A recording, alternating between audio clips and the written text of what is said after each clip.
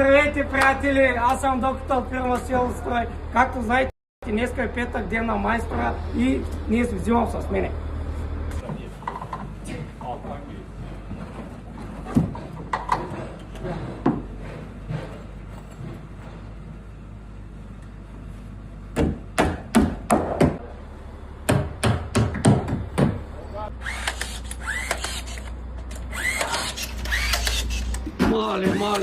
Мале.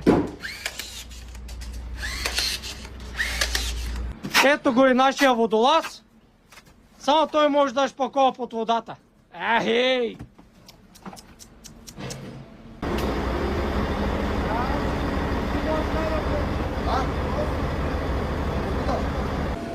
Айде!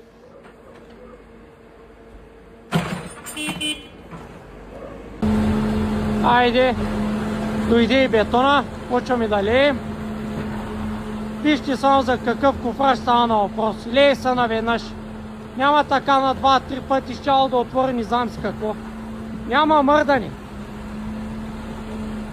Айде, момчета!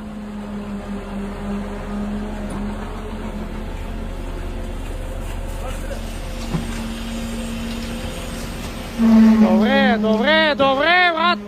Добре си!